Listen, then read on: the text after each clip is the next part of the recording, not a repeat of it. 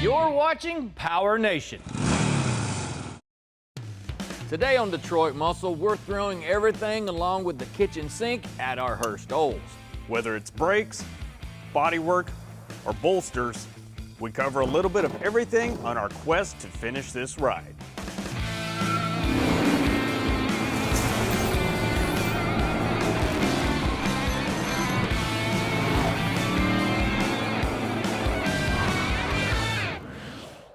Hey guys, welcome to Detroit Muscle. Today we've got a hodgepodge of subjects that we're going to cover to help you with your project. Now each one of these that we take care of gets us a step closer to being able to hear this thing sing and let the smoke out of those rear tires. So if slick paint, pedal response, fuel injection, and a cool place to sit down piques your interest, you'll want to stick around for this one. Well, we ran into a slight hood clearance issue with that new power plant that we dropped in our Hurst Olds. So to solve that problem, we went to Summit Racing and found this Goodmark steel cowl induction hood that's actually designed for a G-body cutlass. You're probably thinking that I'm just gonna get after rubbing that thing down with a red Scotch-Brite, but I prefer to clean the surface before I do anything. This helps remove any kind of contaminants that could be on there from manufacturing, shipping, or even moving it around in the shop. A couple of different ones, some glass cleaner and wax and grease remover will go a long way whenever you go to start spraying.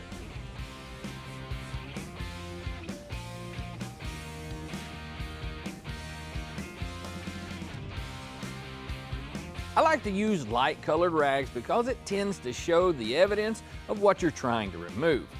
So when you're finished, if the rag looks clean, your surface probably is too. Now I'm gonna scratch this thing up a couple of different ways. First, I'm gonna start with a block and a piece of 400 grit paper. Then follow that up with a red scuff pad. This will help to remove any small imperfections from the surface to help ensure a slick finish. You want to make sure to select the correct grit for your sandpaper for the task you're trying to achieve. If you go too fine, the paint may not adhere to the surface. If you go too coarse, well, the scratches can shrink back and show in the finished product. That should do it. If you guys are looking to respray a panel for your project and you want to get as close to that factory original color as possible, well, you're going to need some information first, and that would be the paint code, which can be located on your trim tag. Depending on the manufacturer, your trim tag can be located in a variety of places, ranging from door jamb, glove box, deck lid, firewall, or like in the case of our Hurst Olds, on top of the cowl just below the windshield. Your paint code can also be cross-referenced by your vehicle identification number.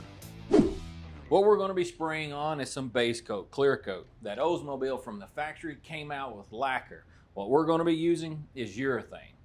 We're going to spray urethane because it's a bit more durable and it sprays and covers better than that lacquer. There's a lot that goes into painting. Paint technique, material you're spraying, equipment, and so forth. Is all this required? Well, a lot of it just helps ensure a better job. I've seen some hot rods sprayed in a homemade paint booth that turned out pretty awesome. My suggestions would be, go for it. You may end up enjoying yourself. While I'm waiting for that to flash off, I'm gonna clean up my gun and mix up some clear, and it should time out just about right.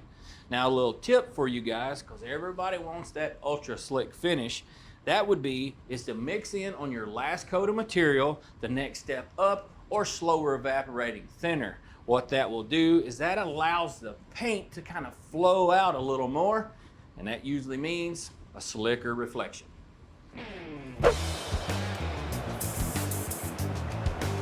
When you don't step up the thinner, your paint can build up an orange peel-like texture. Then you have to go back and sand it down and hit it again and again until you get that mirror-like shine.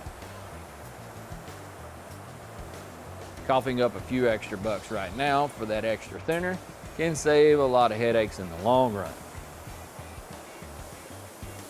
You also want to keep a nice and even pattern to help ensure no runs or excessive buildup.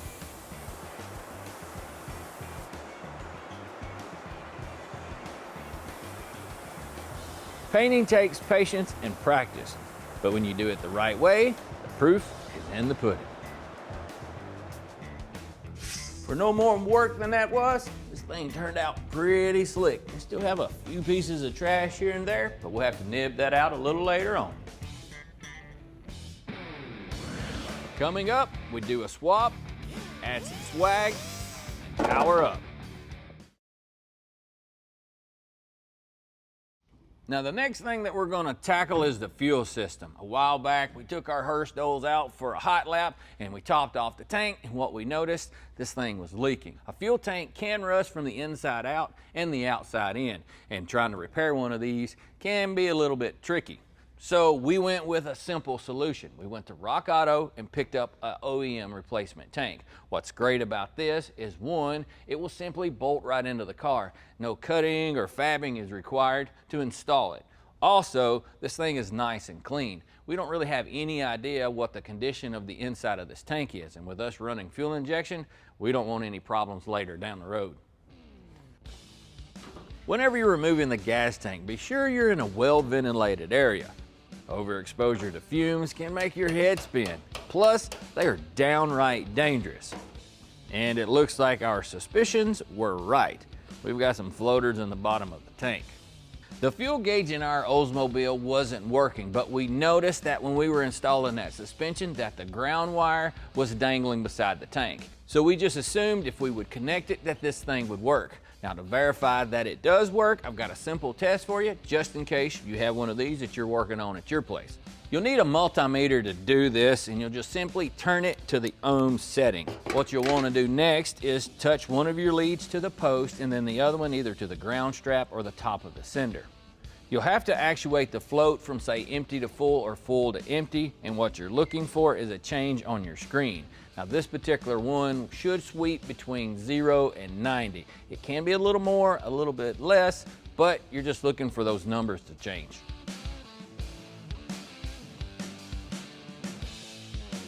We're getting some good readings, so that confirms it was just the ground strap.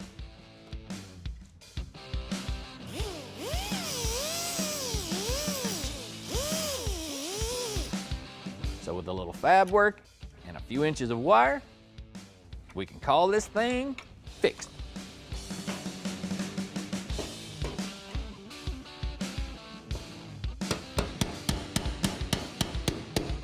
If you're looking to do this type of repair, one thing you need to keep in mind is your original tank usually has ports, and you want to match that to your application. When you go to Rock Auto's site, they have that stuff clearly listed to help you pick the right one for your project. Every day it seems like more and more people are swapping out their old school carburetors for modern fuel injection. And honestly, I can see why, especially when you consider the added benefits of improved throttle response, more horsepower, and better fuel economy. It just kind of makes sense. This Go Classic fuel injection system we got from Phytech uses their patented forced fuel technology to quench your vehicle's thirst with easy plug-and-play installation and versatile mounting options. This Phytech setup uses a throttle body that maintains a classic carburetor look with fuel injection performance. It's designed to hide injectors and ECU for a stealthy impression, along with a nice, clean engine bay.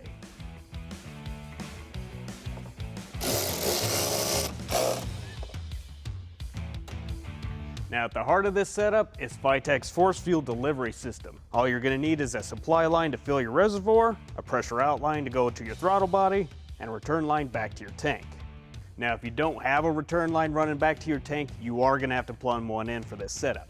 And as far as wiring goes, all you're going to need is a key hot to your positive terminal and then a ground to complete the circuit. Alright, next thing is our coolant temperature sensor, which also comes included with our Phytech kit. Included is a 1/2-inch MPT adapter that ties directly into our coolant passage on our intake.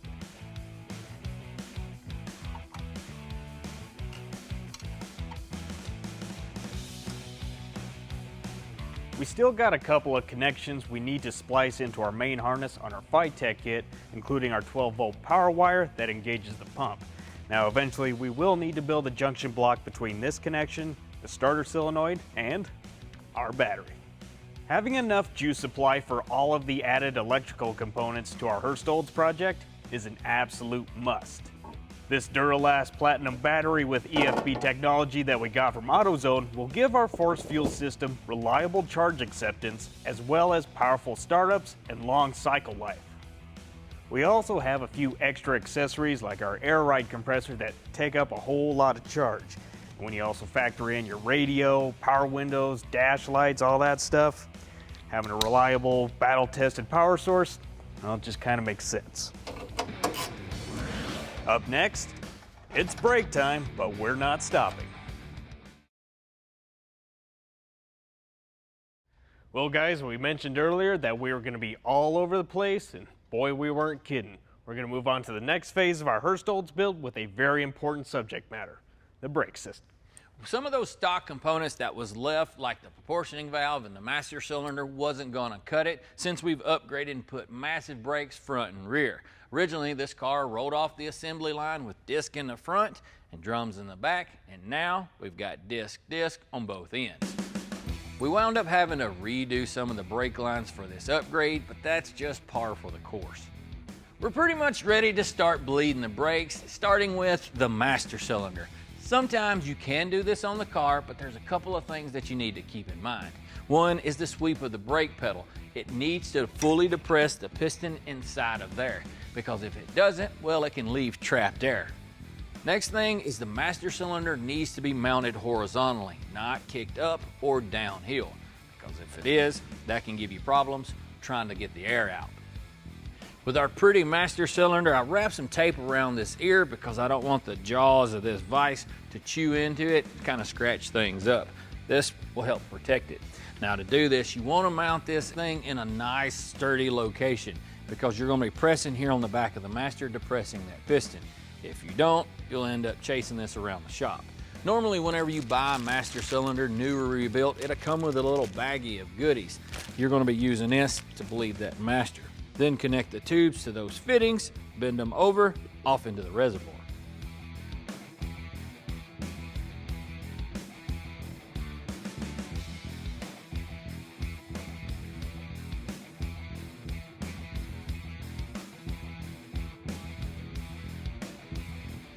For brake fluid, we're going to be using the BF307 Plus by EBC Brakes. This is a high-end .4 brake fluid that thrives in high performance and racing applications, where brake systems operate at much higher temps. You can use this in several applications. You just want to make sure if your vehicle already has fluid in it that you flush it out to maximize this stuff's capabilities. Otherwise, you're going to compromise its integrity. Now, as for the amount of fluid that we poured in, is about 3/4 of an inch. There's no reason to top it off. The procedure from this point is I'm going to use a screwdriver to depress the piston, and then fluid is going to come out of this port, flow through the tube, and empty into the reservoir. There's going to be some air bubbles, and then once I let off of the piston, it's going to draw fluid back into it. I'll keep cycling this until there's nothing but fluid emptying out into here.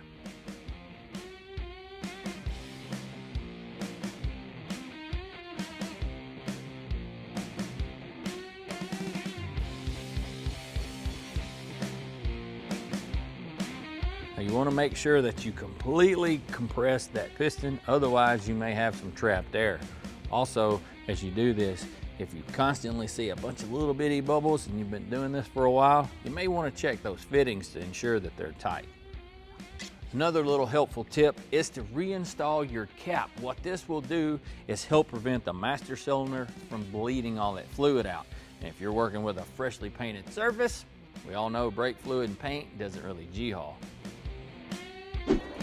While Tommy's finishing up on the master cylinder, I'm going to go ahead and go through and do one last check on all of our brake line fittings to make sure they're nice and tight. To do that, I'm going to be using our standard brake line wrench set we got from Matco. Making sure you tighten and secure your brake lines can mean the difference in losing pressure when you need to stop. Using this line wrench set from Matco makes it easier to get to these awkwardly placed fittings. They're made to fit in small spaces and adjust to a comfortable angle so you aren't torquing your wrist along with whatever you're turning.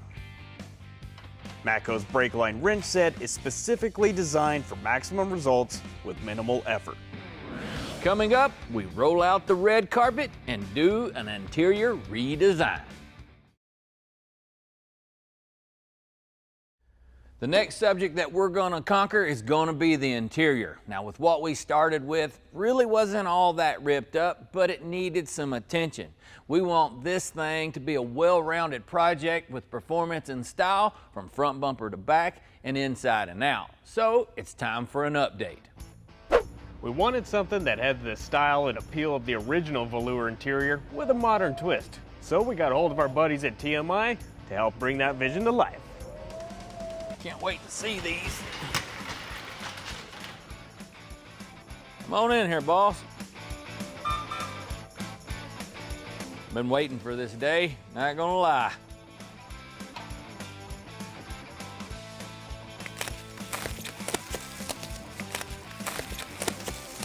I think I need to sharpen my knife.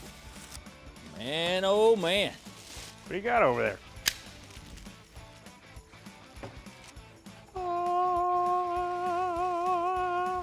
Just like Christmas. My little brother needs to hurry up and get the wrapping paper over here. Man, I like those. Those are gonna look killer inside that car. Yes, sir. We've used TMI a few times here in the shop, and if you're looking for custom style upholstery that's ready to install, you may want to check them out. What we chose to go with is their low back Pro Series style bucket seats. This double diamond pattern really elevates the appeal of the seat at first glance. It looks elegant and aggressive all at the same time. And to up things even further, we even opted for the dark silver stitching. Now, we've poured performance all over our G-body, and we want to continue doing that here in the interior, and that's where these bolsters are going to come in. When we took this thing to the track, well, we learned that what we had didn't have much of it. Now, for 40 years old, these original style velour seats really aren't in that bad a shape. However, as the sands of time pass through the hourglass, as does the wear and tear on your interior, especially right here on the driver's side where our seat foam is pretty much wore out and the back support is non-existent. And sure, these seats are a step up compared to the pillow top split bench style that came as an option on 80s G-bodies. But as you can see, we got a lot more than just seats that we need to get installed. Before we get too crazy laying in carpet, sound deadener, and all that fun stuff, now's the time to go ahead and start mocking up our seat brackets. And to keep this process simple and efficient, we're going to use the factory mounting studs as our anchor point. There are several factors to consider when you're mounting a custom set of seats. The first would be your height. If the seat's mounted too high, well, you risk smacking your head on the roof going down the road. Too low, you might not be able to see over the steering wheel. And then there's your width. If it's mounted too far over one side or the other, it could rub on the door panel or center console, causing unnecessary wear. And finally, you got your right angle as well as your slider travel, which I like to call my comfort adjustments. Now, it's important that your sliders, brackets, and mounting plate are all nice and square to ensure a quality, relaxing ride, no matter who's in the driver's seat. When building your seat brackets, you want to make sure everything is properly aligned. Shifting 1 or 2 degrees in the wrong direction can throw everything out of whack.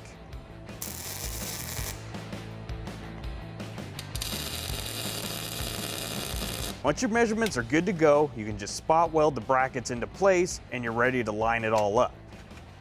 Sometimes these things can be trial and error, so it may take a few attempts before you get it dialed in. Feels good. Plenty of adjustment. I think we're ready for some carpet.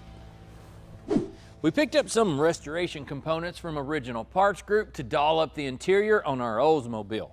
We didn't realize how bad our original carpet was until we compared it to this new one. Changing out your carpet is an easy upgrade, and it's a big bang for your buck because it doesn't cost you a whole lot of money, don't take a whole lot of time to install, and it can drastically improve the appearance of your interior. However, I would suggest you to get a molded unit, kind of like this one that we got from OPGI, because it makes installation way easier. This interior we got from OPGI is heat pressed and precisely molded into a high quality G-body floor pan die. It's manufactured from 100% nylon for a durable and long lasting carpet.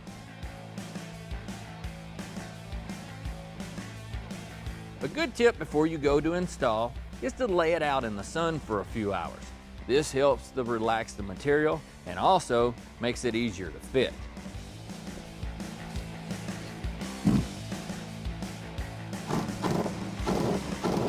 Once we got that and our center console locked into place, we popped in our new seats and put the icing on this red velvety cake, taking our Hurst Olds from a worn out ride to a rejuvenated retro rocket.